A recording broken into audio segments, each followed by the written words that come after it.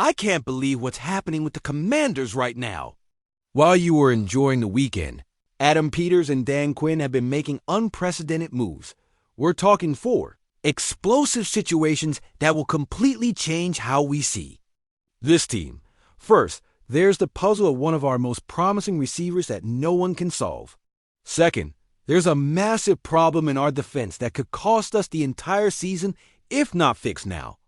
Third, a pass rusher specialist is demonstrating exactly why Peters pursued him. And fourth, a linebacker who in just one series may have saved his career. Do you think this is a coincidence? 4 bombshells right before the final cuts? I tell you this, Peters is playing chess while other teams play checkers. If you don't, stay until the end for my full analysis of each of these situations. You'll miss information that might change how you see the Commanders this season. After years of watching this team waste third-round talent, we finally have a situation that has me completely torn. Luke McCaffrey, the receiver we all expected to be our ace up the sleeve, is trapped in a limbo that could define his future in burgundy and gold. But you know what the real problem is here. It's not just that McCaffrey isn't producing. It's that we're seeing an organization that finally learned from their mistakes, which can be devastating for a young player still developing. I tell you this, when you invest a third-round pick in a player, you can't afford to let him languish on the bench. But here we are, with McCaffrey completely lost on the depth chart after Peters moved heaven and earth to bring in Deebo Samuel Sr. and draft Jalen Lane. Let me break down exactly what happened in this preseason finale against Baltimore that has everyone questioning McCaffrey's future. 5 targets, 5 catches, 23 yards. On paper, that sounds decent. Perfect catch rate, right? Wrong. Do you know why those numbers worry me? Because when you're fighting for your roster spot, 5 targets in a whole game is not enough volume. And worse yet, those 23 yards came with 0 yards after catch. None. Nada. Zilch. That tells me McCaffrey is catching the ball and immediately going down. No fight for extra yards. No aggressive running after the catch. No fire in his belly that you need to succeed in this league. This kid looked tentative, afraid to take hits, afraid to make the wrong decision. And the most telling part of all, no return game snaps. None. Remember his rookie season when McCaffrey was making his mark precisely in special teams returns? That was his pathway to more offensive opportunities. Now he's not even getting those chances. When I see a young receiver reduced to special teams blocking duties in the last preseason game, that tells me everything about where the coaching staff has him positioned. You don't put your future stars on blocking duty when roster spots are on the line. But here's what really has me concerned about McCaffrey's development. The competition around him is getting fierce, and he isn't rising to meet it. Terry McLaurin is still our undisputed WR1, although his contract situation remains pending, and that uncertainty might actually be affecting the whole receiver room dynamics.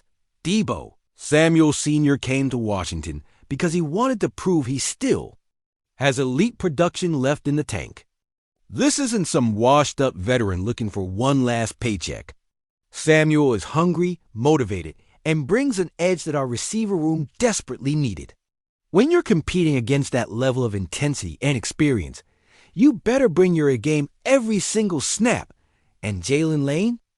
That rookie is showing exactly why Peters drafted him.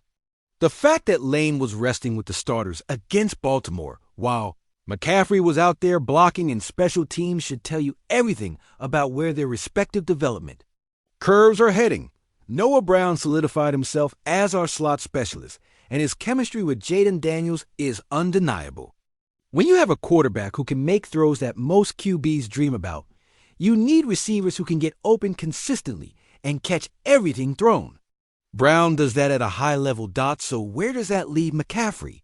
Stuck behind 4 guys who have clearly established their roles, fighting for scraps and hoping for injuries or poor performance from guys ahead of him on the depth chart. Believe the biggest issue isn't McCaffrey's talent. It's his mental approach to the position.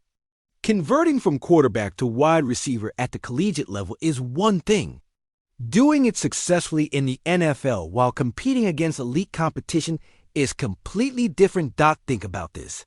McCaffrey is entering his fourth year playing the position after transitioning from quarterback in college. For most receivers, 4 years of experience means you should be hitting your stride, finding your identity within offensive schemes, developing reliable chemistry with your quarterback. Instead, McCaffrey still looks like he's learning the position. His route running lacks the precision and crispness you see from established NFL receivers. His timing with Daniels seems off, like they're not quite on the same page regarding when to sit in zones or when to break off routes based on coverage. And you know what happens when a receiver can't establish trust with his quarterback. He gets forgotten. Daniels is going to look for his reliable targets, McLaurin, Samuel, Brown, even Lane, when games matter. McCaffrey becomes an afterthought unless he can prove he's dependable in high-pressure situations. But here's what gives. And me some hope. McCaffrey's bloodline and work ethic are undeniable. When you come from NFL royalty, you understand what it takes to succeed at this level. The McCaffrey family knows about overcoming adversity, about finding ways to contribute even when things aren't going according to plan. His teammates and coaches consistently praise his preparation, his attitude, his willingness to do whatever the team needs. That character matters in the NFL, especially when you're trying to carve out a role in a competitive position group. McCaffrey will make the 53-man roster. I'm confident about that. Peters isn't going to give up on a third-round investment this quickly, especially considering the player's pedigree and the fact that he hasn't had consistent opportunities to show what he can do. But making the roster and contributing meaningfully are two completely different things. If McCaffrey wants to have any impact on this offense, he needs to find ways to separate himself from the competition. Whether that's through special teams excellence, specific package roles, or just being consistently available and reliable when his number gets called. The urgency is real now. This isn't rookie growing pains or sophomore struggles. This is year 3, and the organization has already moved on by adding Samuel and drafting Lane. Actions speak louder than words, and Peters' actions suggest McCaffrey needs to prove his worth all over again. Can he do it? I believe so, but it requires a mental breakthrough that we haven't seen yet. McCaffrey needs to stop playing like he's afraid to make mistakes and start playing like he belongs in the NFL. That confidence, that edge, that killer instinct, those qualities separate good players from great ones. If that surprises you, wait until you hear this. You're crazy if you think this defense can survive an injury to Bobby Wagner or Frankie Louvu. And I'm not exaggerating here. We're talking about a situation that could completely sink our aspirations this season. Let me paint the complete picture of what's happening behind the scenes, because this linebacker depth issue is far worse than most fans realize. And trust me, I've been digging deep into what happened during those preseason disasters against New England and Baltimore. Wagner played 99% of defensive snaps last season. 99%. Louvu was on the field 98%. These two all-pro linebackers were the backbone of our defense. And now it turns out we have nobody prepared to replace them if something happens. But do you know why those numbers are so concerning? Because modern NFL defenses require linebackers who can do everything.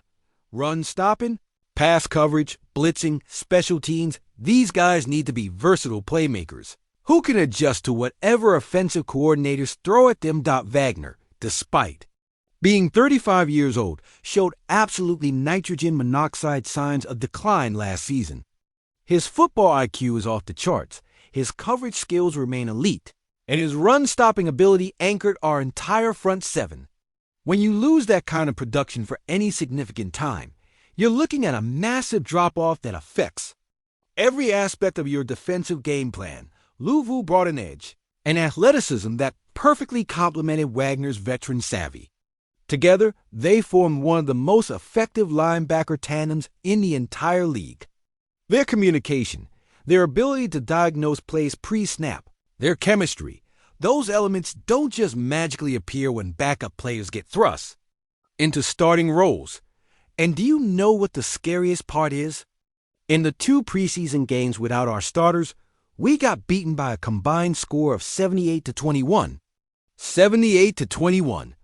Do you understand what that means? It means our backup linebackers couldn't stop anything. Running. Plays were gashing us for huge gains. Pass coverage was leaving receivers wide open. Blitz packages were completely ineffective. It's like watching a college defense try to compete against NFL-level offensive coordinators.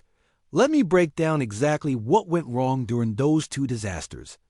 Against New England, our backup linebackers were consistently out of position on running plays. The Patriots' offensive line was creating holes because our linebackers were taking wrong angles, missing gap assignments, and failing to communicate effectively with our defensive line. Instead of stopping runs at or near the line of scrimmage, we were giving up 4, 5, 6-yard gains on first down, consistently dotting pass coverage. It was even worse. Our backups couldn't match up against tight ends or running backs coming out of the backfield. Routes that Wagner and Louvu would typically blanket were turning into easy completions for opposing quarterbacks. The coverage breakdowns were so obvious you could see them developing in real time. Against Baltimore, the problems compounded. Now we're facing a Ravens offense that knows how to exploit linebacker weaknesses, and our depth pieces look completely overwhelmed.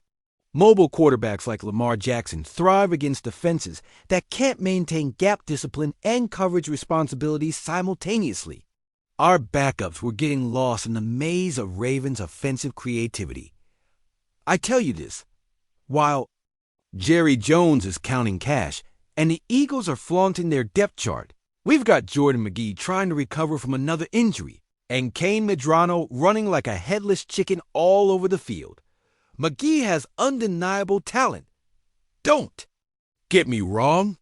When he's healthy and fully prepared, he shows flashes of being a legitimate MFL linebacker. His speed, his instincts, his ability to make tackles in space, those qualities are exactly what you want from a young player developing behind established veterans. But here's the brutal truth. Magee can't stay healthy, and that's becoming a pattern that threatens his entire career trajectory. He already missed valuable time in his rookie season dealing with injuries, and now 2 more weeks of training camp with another setback. How do we expect him to be ready to replace Wagner if we need him when he's missing critical development time? Professional football is about timing, chemistry, and understanding. When linebackers miss significant practice time, they fall behind in learning defensive concepts, building relationships with defensive line partners, and developing the split-second decision-making that separates adequate players from impact. Contributors. Magee's injury history isn't just about physical setbacks. It's about lost opportunities to grow as a player. Every missed practice is a missed chance to work on coverage techniques with defensive backs. Every missed scrimmage is a missed opportunity to practice gap integrity with defensive linemen. Every missed film session is a missed chance to understand opponent tendencies and develop game plan awareness. And Medrano, this UCLA standout, looks completely lost at the NFL level. And that's concerning given that he's supposed to be one of our primary backup options. 6th-round picks don't get unlimited time to develop. They need to show immediate contributions or risk being replaced by street-free agents who might bring more experience. What I've seen from Medrano's preseason snaps is troubling. He's running to the wrong gaps constantly, suggesting he doesn't fully grasp our defensive concepts. His angles to ball carriers are poor, allowing runners to cut back for additional yards instead of forcing them into traffic. In coverage, he looks lost, unsure of his responsibilities and reactive instead of instinctive. The physical tools are clearly there. UCLA wouldn't have featured him prominently if he didn't have NFL caliber athleticism. But raw ability means nothing if you can't translate it into consistent performance when games matter. Right now, Medrano looks like a player who needs significant development time. But we might not have that luxury if injuries occur. Duke Riley is the only backup option that gives me any confidence. And that veteran just arrived at the team. Is that our insurance policy? A linebacker who knows the playbook for 2 weeks. Riley brings experience and a proven track record of contributing in various defensive schemes throughout his career. He understands situational football, knows how to adjust his responsibilities based on down and distance, and won't be overwhelmed by the speed and complexity of NFL offenses. But even Riley comes with limitations. He's not the athlete that Wagner or Louvu are. He doesn't possess their coverage skills or their ability to impact games as consistent playmakers. Riley is a solid, dependable option for limited snaps.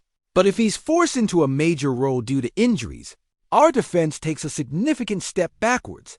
The other backup candidates, Cam Arnold, Aokaho, have shown glimpses during training, camp and preseason, but they're clearly not ready for meaningful contributions. They're competing against opposition further down depth charts during preseason games, which makes their performance difficult to evaluate against legitimate NFL competition. These young players might develop into contributors eventually, but right now they represent hope rather than certainty. Hope doesn't win games when you're facing elite offensive coordinators who will attack your weakest links relentlessly. Here's what really concerns me about this situation. Joel Witt Jr., our defensive coordinator, built his defensive scheme around having Wagner and Louvu available for virtually every snap. The complexity of his coverage concepts, the versatility of his blitz packages, the gap integrity of his run-stopping schemes, all these elements assume competent linebacker play dot if either Wagner or Louvu misses significant time. Witt will be forced to simplify his defensive approach dramatically. Instead of creative packages that keep opposing offenses guessing, we'll be reduced to basic concepts that our backup linebackers can execute without making critical errors. That simplification makes our entire defense predictable and exploitable. Opposing coordinators will recognize our limitations and attack accordingly. What made our 2024 defense so effective was its unpredictability. Offenses never knew what coverage they were facing or where pressure would come from dot without that element of surprise. Our defense becomes ordinary. And ordinary defenses don't win championships, don't make playoff runs, and don't give young quarterbacks like Jaden Daniels the support they need to continue developing. I believe this linebacker depth issue is potentially the most dangerous vulnerability on our entire roster. More dangerous than questions at wide receiver, more dangerous than offensive line depth concerns, more dangerous than secondary rotations. Why? Because linebacker is the quarterback position of the defense. These players need to communicate adjustments, diagnose play concepts, and execute multiple responsibilities on every snap. You can't just plug in replacement level players and expect similar results. Wagner and Louvu need to stay healthy for 16 games plus whatever playoff run we can manage. Because if the answer is no, if either player suffers a significant injury, we're looking at a defensive collapse that could waste Daniel's sophomore season and undermine all the progress Peters has made building this roster. That's a terrifying reality that keeps me awake at night, because everything else about this team looks promising except for this one critical weakness. But here comes what's really interesting. I can't believe how good Jacob Martin looked against Cincinnati. And I know many of you were skeptical when Peters signed him, but after what I saw in that film session breakdown, I have to admit this move could be genius. Let me tell you exactly why Martin's performance has me so excited, because this goes far beyond just basic statistics. 4 pressures, 3 hurries, 1 quarterback hit, and half a sack in just 20 snaps. 20 snaps with a PFF grade of 77.8. But do you realize why those numbers are so significant? It's not just about volume, it's about efficiency and situational impact. When you can generate that kind of pressure in limited snaps, it means you're exactly the type of player that modern NFL teams desperately need for specific packages and game situations. Do you remember what we lost when Dante Fowler left? Fowler brought consistent pressure and forced offensive coordinators to account for our edge rush threats. Without that presence, opposing quarterbacks got too comfortable in the pocket, and that comfort translated into big plays against our secondary. Martin's preseason performance against Cincinnati showed exactly the type of impact that can change game flows dramatically.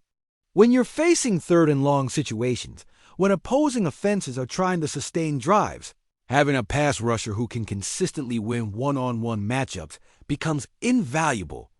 Let me break down what made Martin so effective in those 20 snaps, because the technical aspects of his game are fascinating. His initial burst off the line of scrimmage is exceptional. He's getting upfield immediately and forcing offensive tackles to react quickly instead of settling into comfortable pass protection stances. But what separates Martin from generic pass rushers is his bend around the edge. Many players can get upfield quickly, but they can't maintain their balance and effectiveness once they start turning the corner toward the quarterback. Martin shows remarkable flexibility and body control, allowing him to take efficient angles while maintaining the leverage necessary to finish plays. His hand usage within his rush plan demonstrates sophistication that you typically see from veteran pass rushers. He's not just trying to run around tackles. He's using subtle hand placement, timing his moves based on tackle tendencies, and mixing up his approach to keep blockers guessing. That variety in his pass rush arsenal is exactly what makes situational specialists valuable. Offensive tackles can't prepare for just one move or one technique. They have to respect multiple threats, which creates hesitation and indecision that elite pass rushers exploit ruthlessly. I believe Martin has untapped potential that can be fully realized working alongside Von Miller in our interior pass rush. When you have Darren Payne and Jerzan Newton collapse in the pocket from inside, edge rushers like Martin can feast on one-on-one matchups with tackles that are worried about interior pressure. Think about the geometry of pass protection. When interior linemen are getting pushed backward by inside rushers, it creates natural escape lanes for edge rushers who can bend and adjust their rush angles. Martin has exactly the skill set to exploit those opportunities consistently. Miller's presence brings an entirely different dynamic to our pass rush rotation. Having a future Hall of Famer anchoring one side means opposing offensive coordinators can't slide protection consistently toward any one rusher. They have to respect Miller's capabilities, which creates isolated matchups for players like Martin to win. And you know what happens when you have multiple threats coming from different angles? Quarterbacks start making quicker decisions, often before plays have time to develop fully. That pressure on quarterbacks' decision-making process leads to interceptions, incomplete passes, and offensive drives that stall before reaching scoring range. But here's what really has me excited about Martin's potential. His performance came against Cincinnati's offensive line, which isn't exactly a bottom-tier unit. The Bengals have invested significantly in protecting Joe Burrow, and their tackles are legitimate NFL-caliber players. When you can generate consistent pressure against that level of competition, it suggests your production will translate against most opponents. During those crucial moments in the Cincinnati game, Martin showed exactly the type of situational awareness that elevates good players to impact contributors. He understood down and distance, recognized when to prioritize speed versus power, and adjusted his rush techniques based on game situation and field position. Third and long situations are where pass rush specialists earn their salaries. Opposing offenses have to throw the ball, which means pass protection schemes are predictable and rushing lanes become more defined. Martin excelled in exactly those high-leverage moments, generating pressure when our defense needed it most. Do you know what impressed me most about Martin's performance? His motor and effort level throughout every snap. Even when initial rush moves didn't work, he continued pursuing quarterbacks and disrupting passing lanes. That relentless effort creates coverage opportunities for our secondary by forcing quarterbacks to move and adjust their timing. Modern NFL offenses are built around precise timing and rhythm.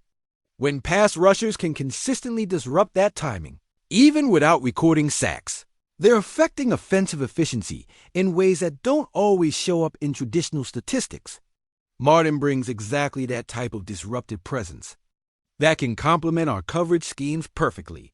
I also love how Martin's skill set fits with Joe Witt Jr.'s defensive concepts. Witt likes to use creative blitz packages and pressure schemes that require pass rushers who can execute multiple techniques depending on game plan specifics. Martin's versatility allows our defensive coordinator to be more aggressive without worrying about predictability. When you have a situational specialist who can win consistently in limited snaps, it opens up strategic possibilities throughout games. You can save Martin for crucial third downs, red zone situations, and 2-minute drills where his specific skill set provides maximum advantage. The signing also represents exactly the type of value Peters has been finding throughout free agency. Experienced players that other teams might have overlooked, but who fit perfectly within our specific schemes and needs. Rather than overpaying for big names, Peters is identifying contributors who can excel in defined roles. Martin's 21. Career sacks in 7 seasons might not sound overwhelming, but context matters enormously. He's been playing for teams that didn't necessarily utilize his specific skill set optimally or put him in positions to maximize his effectiveness. With Washington, Martin has the opportunity to be the situational pass rusher rather than just another rotating piece. That role clarity, combined with a better surrounding talent, could unlock production levels that have been dormant throughout his career. I'm convinced that Martin is going to surprise people this season. When opposing offensive coordinators start game planning for our pass rush, they're going to focus on Miller and our interior threats. Martin will benefit from that attention being directed elsewhere, creating opportunities for him to impact games as our secret weapon.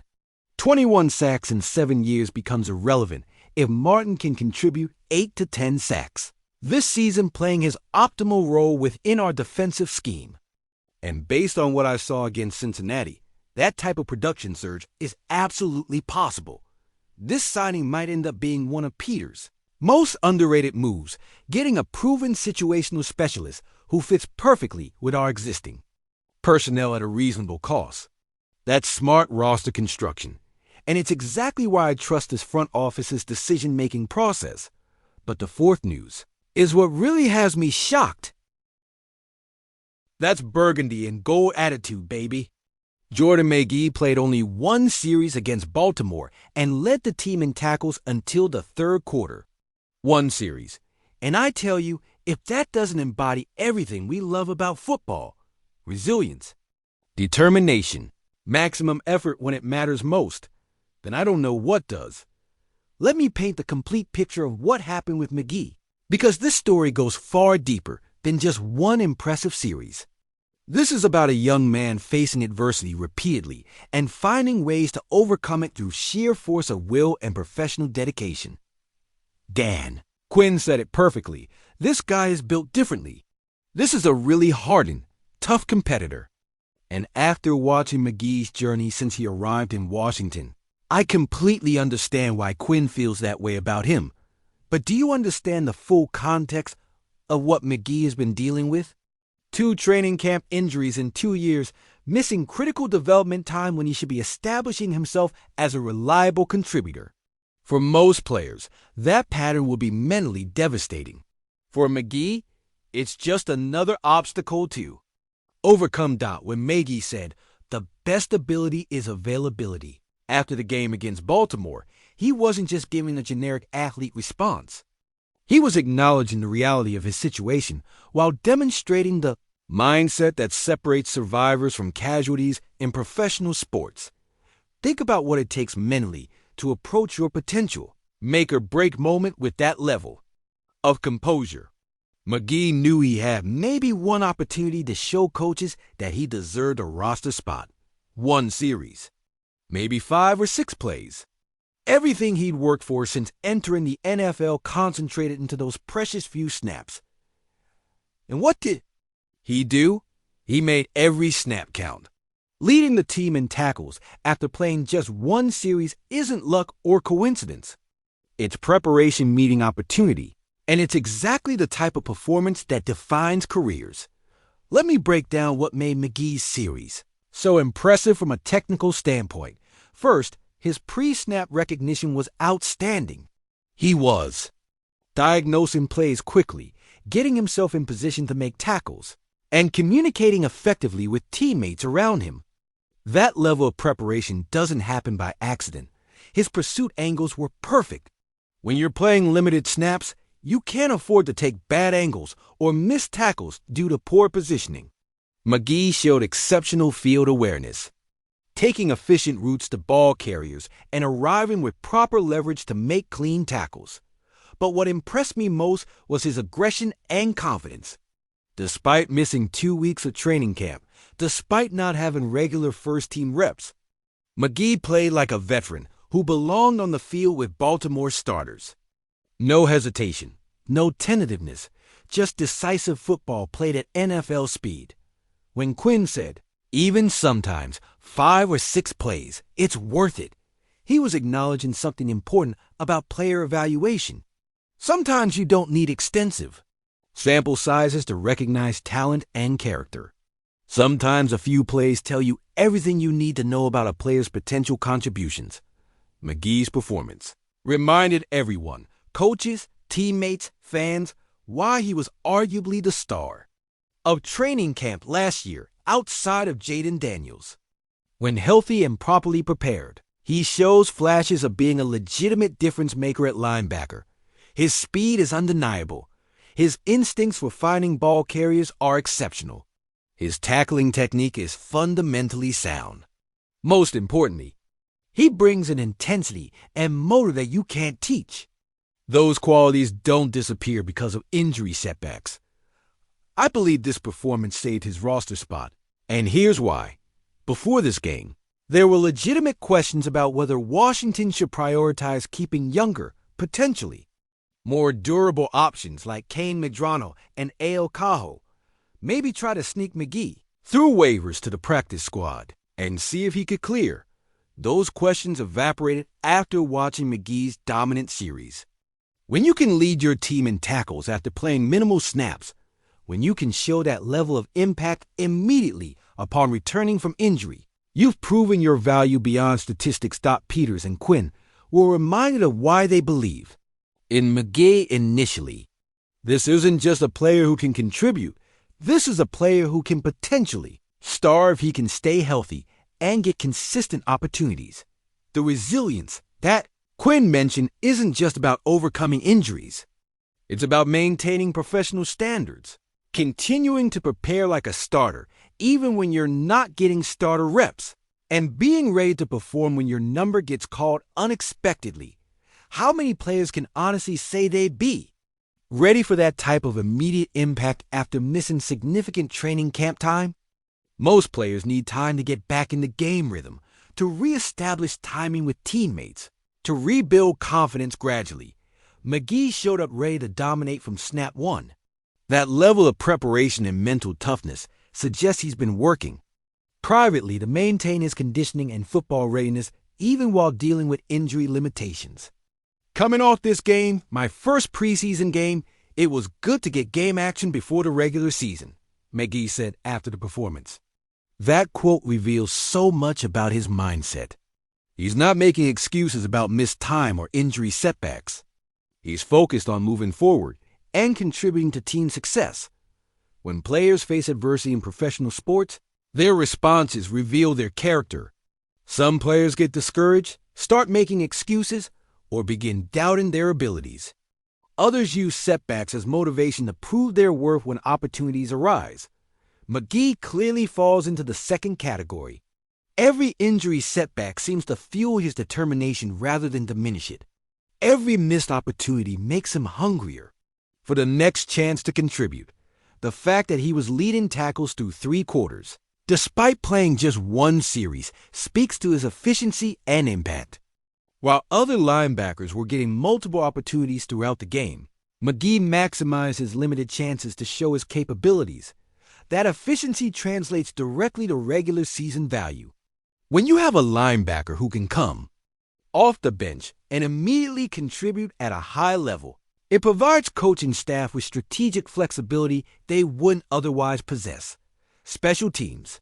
Coordinators love players like Magee because they bring starter-caliber effort and ability to coverage units. Defensive coordinators value players who can step into various packages without requiring extensive preparation or scheme modifications.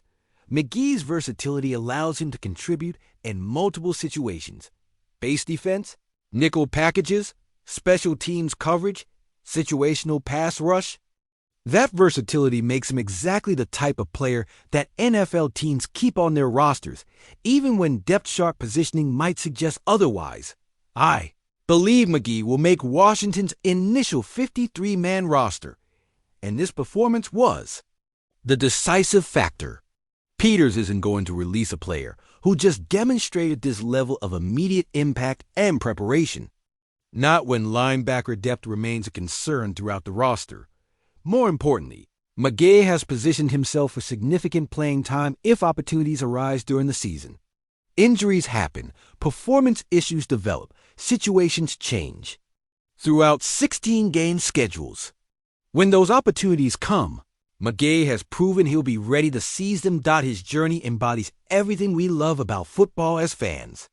Overcoming adversity, maximizing opportunities, never giving up, despite setbacks. Those qualities resonate with Burgundy and Gold faithful because they reflect the type of character we want representing our organization.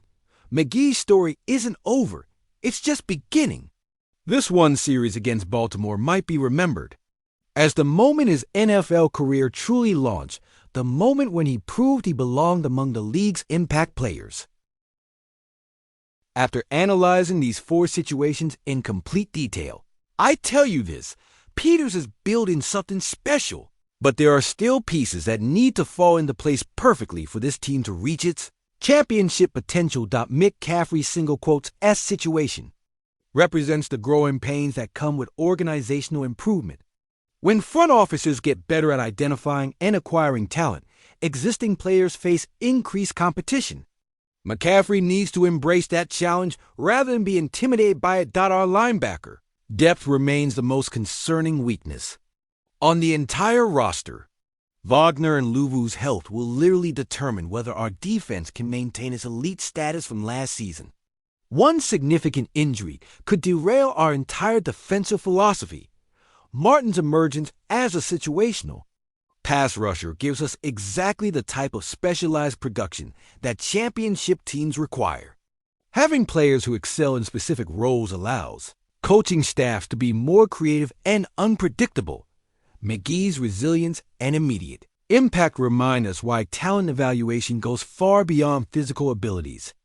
Character, preparation, and mental toughness often matter more than raw athleticism when games are decided. But do you know what is the bottom line? This organization finally has people who know what they're doing. Peters isn't making panic moves or reaching for solutions. Quinn is developing players the right way, emphasizing preparation and accountability. For the first time in years, we have depth pieces that actually belong in the NFL. These four situations perfectly illustrate why successful NFL teams require both talent and depth, both established veterans and developing young players, both specialists and versatile contributors. Championship rosters aren't built around just star players. They're constructed with complementary pieces that fit together strategically. The next few weeks will determine how these storylines develop throughout the regular season. McCaffrey needs to find his confidence and role within the offense.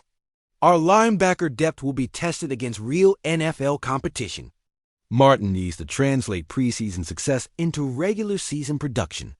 Magee must stay healthy and ready for whatever opportunities arise. Which of these news stories has you most excited? Are you worried about McCaffrey's development trajectory?